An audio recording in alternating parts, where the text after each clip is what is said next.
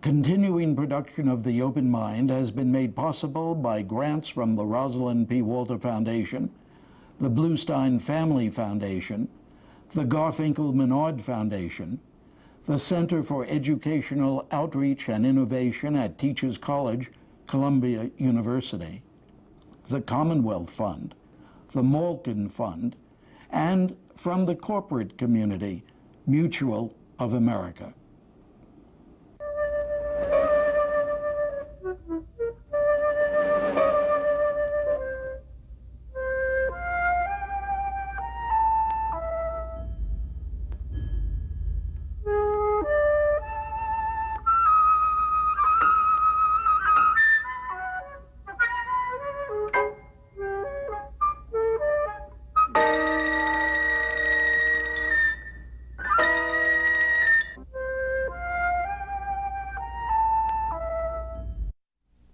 I'm Richard Heffner, your host on The Open Mind, and I must say that I've particularly enjoyed having today's guest at this table, as he has been several times before, always talking intensely, and I fear rather grimly, about the lot of privacy in America. To be more accurate, about its strength in our past, its threatened and precarious position today, and if I read him right, its increasingly likely destruction in our future. Indeed, we began our relationship discussing Jeffrey Rosen's brilliant book, The Unwanted Gaze, The Destruction of Privacy in America, here on The Open Mind. Mr. Rosen is legal affairs editor of the New Republic magazine and associate professor at the George Washington Law School in the nation's capital. And today I want to talk about my guest's compelling recent article in the New York Times Sunday magazine, in which he warns us about what he calls spy games being played in America's Silicon Valley that derive, as so much else does now, and seems destined even more so to do so in the future, from our natural concern for national security. Professor Rosen notes, not too kindly in his article, that the gonzo entrepreneurs of Silicon Valley like to think of themselves as anti-government libertarians. Indeed, he writes, when the e-business technologies of tracking, classifying, profiling, and monitoring were used to identify the preferences of American consumers and to mirror back to each of us a market-segmented vision of ourselves, Silicon Valley could argue that it was serving the cause of freedom and individual choice. But when the same software applications are used by the government to track, classify, profile, and monitor American citizens, Professor Rosen insists, they become not technologies of liberty, but technologies of state surveillance and discrimination. And he warns us, they threaten the ability of Americans to define their identity in the future, free from government predictions based upon their behavior in the past. Indeed, I want to begin today's program by asking Jeffrey Rosen to develop his rather ominous point about the games Silicon Valley boys and girls play, the information about each and every one of us they are able and promise to gather, and the grids they would develop for national security purposes. His point that they threaten the ability of Americans to define their identity in the future, free from government predictions based upon their behavior in the past, is particularly frightening. You want to elaborate upon that for us? I'm delighted to, because much of this article, arose from our last conversation together. We were talking about Britain's experience with surveillance cameras, which I'd studied and which we talked about quite seriously. And that was a strong example of a technology that is one of classification and exclusion and threatens our ability to change our identity in the future. The surveillance cameras, remember, both can track our movements through public spaces, be linked to databases of our faces, and identify us based on our past misdeeds. So every time you walked into a store in Britain, if you committed some low-level form of shoplifting in the past, you might set off an alarm and be unable to enter. And that seemed to me, and as we discussed it, a pretty tangible example of a technology that brought not a tremendous amount of security, because as we talked about, these technologies are used mostly to focus on shoplifters and low-level thugs, not on terrorists, but do potentially threaten liberty in a profound way. It's not an American notion that you should be tracked constantly and held accountable by some database or collection of your past trivial misdeeds. Wait a minute, Jeffrey. You say it's not an American notion.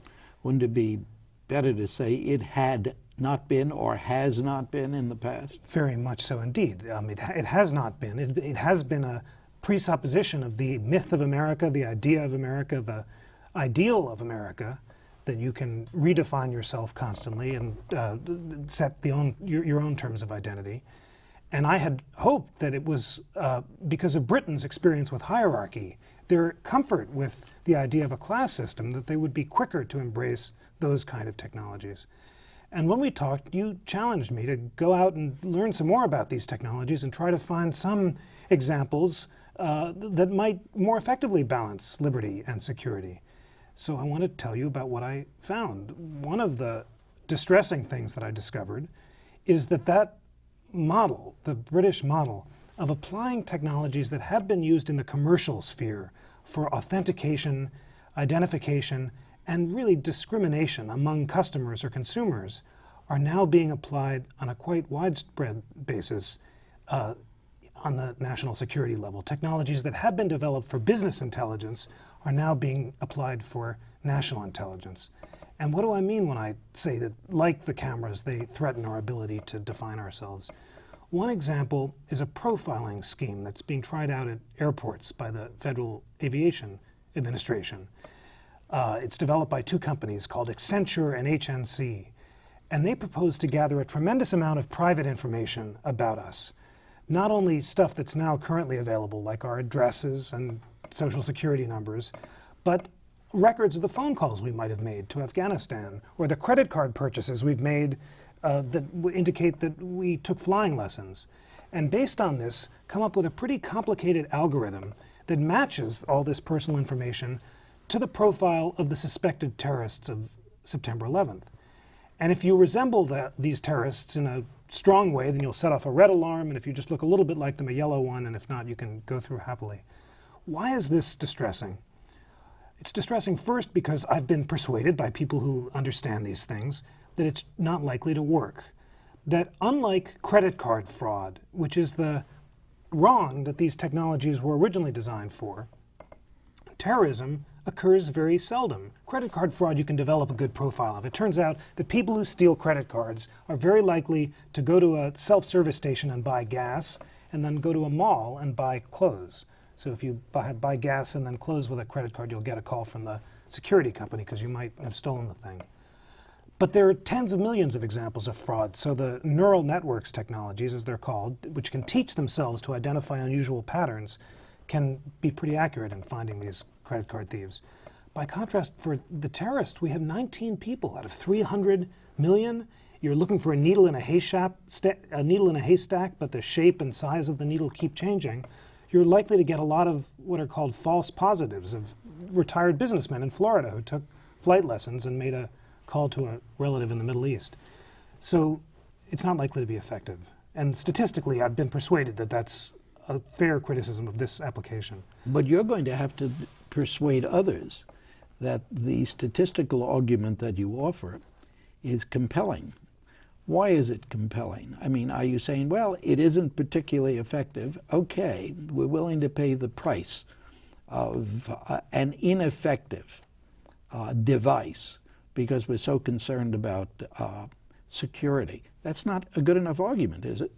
Your challenge, which I took seriously, was to insist that these technologies, if we're going to adopt them, bring us measurable increases in both liberty and security. And I want to talk with you about technologies that more effectively than this profiling scheme can serve both of those values.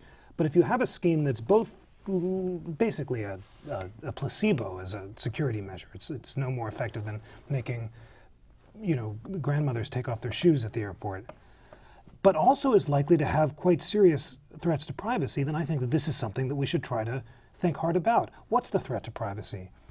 The centralization of this personal information, personally identifiable information, in a place that could be accessible to low-level government officials or airport officials and linked to me has the potential to hold me accountable for relatively low-level misdeeds. I don't want airport authorities to know the magazines that I subscribe to, for example, and under one of these schemes they could. Although privacy law now prohibits that, they want to relax these laws to make this information available. I think it's an indignity to have a high-level Google search. There are now search engines which can search what's called the invisible web, not merely what Google, the largest search engine, finds, but archived information that ordinarily would not be easily accessible. And it's proposed to use technologies that companies like Ford now use to find out what their customers are saying about them in chat rooms. All of these things were developed originally with consumer applications, and apply that at airports. So I'd check in, they'd Google me on speed, and find out, you know, all the silly things that I said in a chat room when I was a kid. This is we've talked a lot in our conversations about the danger of being judged out of context, and as one of the things that privacy protects us against. It seems that this danger is tremendously high when you've got a great deal of intimate, personally identifiable information collected in disaggregated ways, exposed to strangers, and they're asked to make spot judgments, like whether or not you get on the plane, that could really affect your life in a profound way. But wait a minute, you are making the assumption, aren't you, that these are really ineffective? I know when it comes to the primary purpose that we agree upon. I know that this technology is ineffective because statisticians who understand this and also are sympathetic to the project have explained that to me. Now, there are more effective technologies, and when we begin to talk about that, then there is a series of design choices that we need to discuss. And one thing that struck me as I traveled out in Silicon Valley, swimming in the valley, as the entrepreneurs like to say, looking for the killer application, the perfect product, which is going to bring us the silver bullet that'll bring us liberty and security at the same time. I was so struck by how little attention there is to these constitutional level questions that we've been discussing. There's nothing inherently threatening or ameliorative about the technologies. It can be designed in ways that favor the values that we care about or threaten them. But the market pressures are all on the side of security and are inattentive to privacy. So let's talk a little bit about the consolidation of databases and the construction of national identification cards and my wonderful adventures with the Oracle Corporation, which is the largest database manufacturer in the world. I was interested in Oracle because back in October, Larry Ellison, the head of the corporation, had proposed a digital identification system. He said that the problem is not that we have too many databases, it's that there are too many, that we knew Muhammad Atta was wanted on a warrant in Broward County, Florida, but the INS didn't know that. So if all of these different law enforcement authorities could share information, and if all of the separate criminal databases were consolidated into a single database,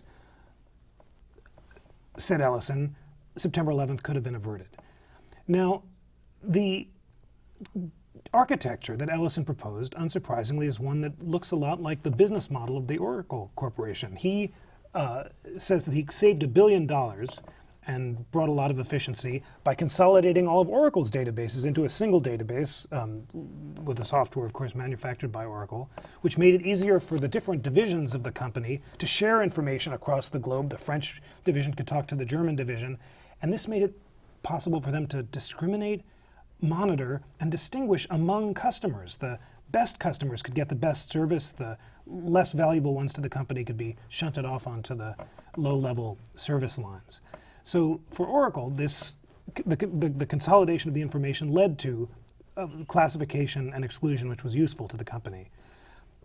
It's not obvious that the same model would be the one that we would choose for a system of digital identification. Indeed, the urge to separate databases, the fear of a single centralized database, had been the major concern of the privacy movement ever since the 1970s. We have a privacy law of 1974 because Vance Packer wrote a wonderful article for the New York Times Magazine, and in the book, The Naked Society, about the dangers of a government plan to consolidate all databases into a single place. And it was a concern that President Nixon might abuse this information by looking at Vietnam protesters and arresting them or going after them for their youthful marijuana arrests, that the Privacy Act of 1974 prohibits the sharing of information without good reason.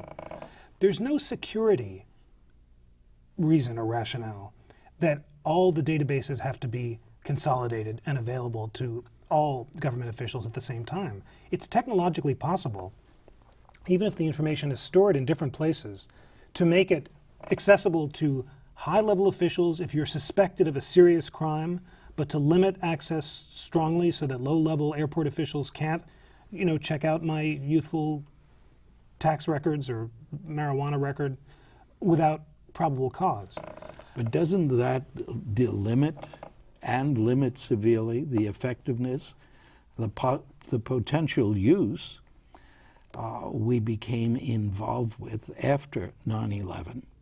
And at least the myth is that had there been this coordination, had there been the ability of people at the airlines to tap into some central database, perhaps this would not have happened. It's a myth.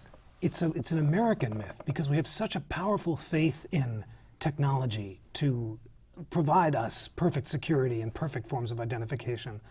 But it hasn't been implemented in any country in the world, even those with far greater forms of social control than ours. There were 200,000 outstanding arrest warrants in Broward County, Florida, I was recently informed. The inefficiencies of our criminal justice system are so great, the impossibility of perfect transparency and perfect coordination so strong, as we learned just a few weeks ago from the INS's decision to grant the student visa to Atta. The technological inefficiencies, Senator Maria Cantwell, who's just sponsored an interesting new bill requiring biometrics at the border, went out and was shocked by how little the INS and border people knew about the information that they had in their databases, even though Congress recently required them to take a fingerprint or iris scan as a form of identification. So you really do have the sense of the progressives at the turn of the last century who had such a powerful faith in technology, and in particular the ability of experts to regulate its use for good rather than for ill, that they were willing to countenance the adoption of technologies of identification. In particular, I'm thinking of the eugenics movement, which was viewed at the time as a liberal way of distinguishing honest Americans from the immigrant stock that was flooding to the country and threatening our values. And the faith in expert regulation was so strong that they were willing to countenance the application of these technologies in ways that we now recognize as a profound threat to liberal values. Tell me your concerns. Do they, as I suspect, and I really want, as I know you'll give me a straight answer, do they fall on deaf ears, as I would suspect? I think there is such a hunger for a silver bullet solution, and there's a recognition among thoughtful people that we're playing with fire, that we really are on the verge of transforming social interactions with technologies that are barely understood, that I'm heartened by the eagerness for serious constitutional level thinking about these questions. I was impressed, for example, with Gilman Louie, the head of InQtel, this interesting new organization, a venture capital firm started up by the CIA to fund creative new technologies of business intelligence that might have applications for national intelligence. And when we talked, he said that he had found interest from the highest levels of the CIA down through the military for constitutional level thinking about the technology. He said the technologists and the government people want to be told how to implement access controls. We understand that the technology can be designed in ways that favors American values or not. But it's almost a bureaucratic challenge. Agencies are suspicious of one another for the same reasons that they don't want to share information. They don't want to think at a national level about access controls. So he said that there's a bureaucratic resistance.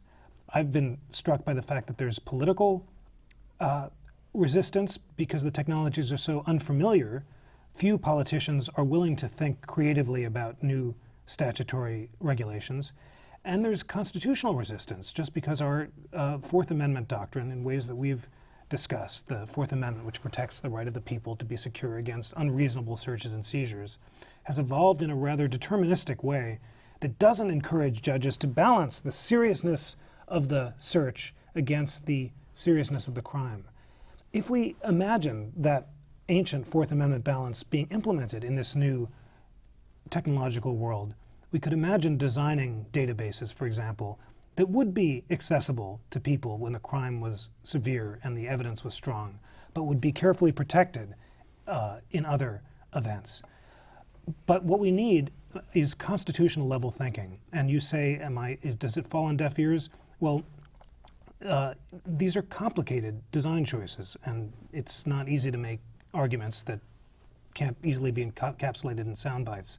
But you seem to believe, on the basis of your touring of Silicon Valley and other inquiries, that one can devise equipment, machinery, mechanisms that can enable those who work them to balance the need for information, the presence of information, and these traditional constitutional liberties. I do, and in that sense, I'm delighted to report to you that I'm increasingly optimistic about that progressive, I mean that with a large P, vision. You chastised me during our first conversation for being too impatient about law and for having little faith in the ability of regulation meaningfully to regulate information. I now see, based on travels and studies and learning more about the technology, that it is possible with a complicated mix of statutory regulation, of constitutional level thinking, and of technological design choices to construct architectures of identification that might indeed balance these values.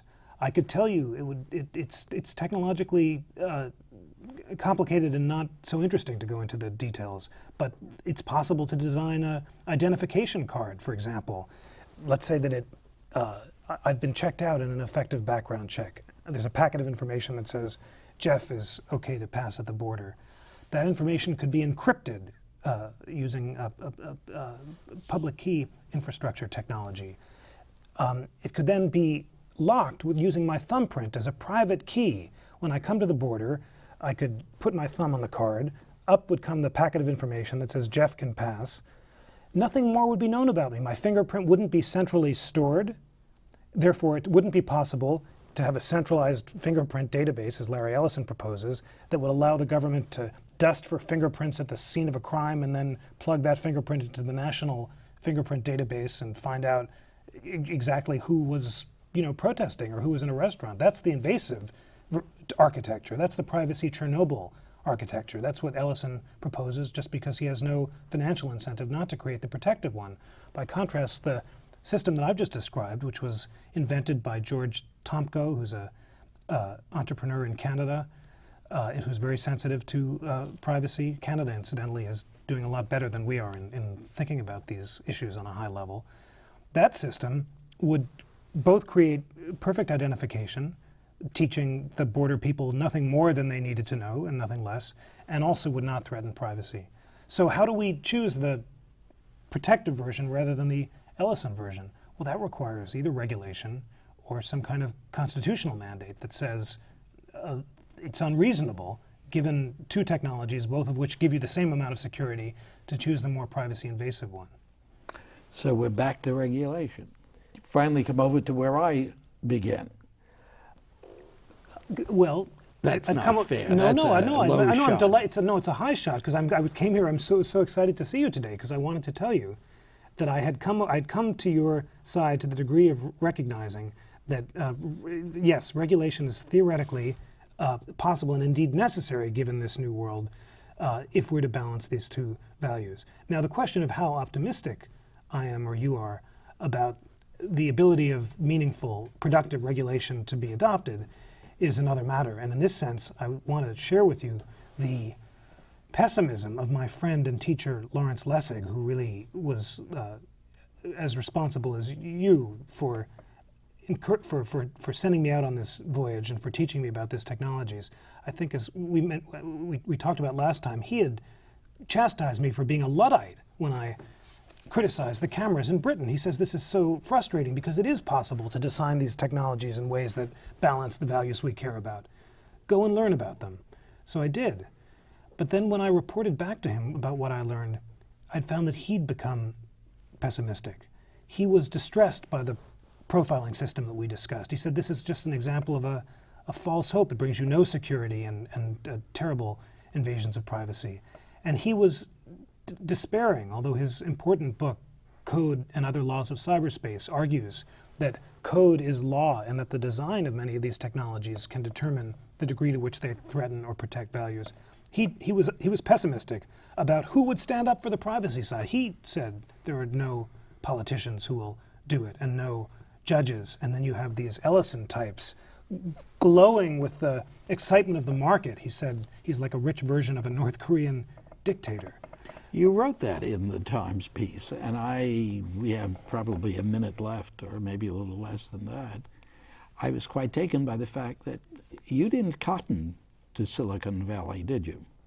Well, I liked their enthusiasm and their almost childlike thought that there's a technological solution to any social problem. But I did not like the fact that the technologists kept saying, when challenged about who would watch the watchers, who would design the access controls, they kept saying, it's not our department. I did think of that wonderful Tom Lehrer song that I like so much about the Nazi rocket scientist who defects to America. Once the rockets go up, who cares where they come down? That's not my department, says Werner von Braun. And that's what I heard in Silicon Valley And over I and love over that. again. And I thought to myself, the Times kept that in. I was so pleased that they did, and I'm glad that you remembered to quote it from memory because I knew I couldn't get the accent right. Jeffrey Rosen, thank you so much for joining me tonight again on The Open Mind. Such a pleasure. And thanks too to you in the audience. I hope you join us again next time. And if you would like a transcript of today's program, please send $4 in check or money order to The Open Mind, P.O. Box 7977, F.D.R. Station, New York, New York 10150. Meanwhile, as another old friend used to say, good night and good luck.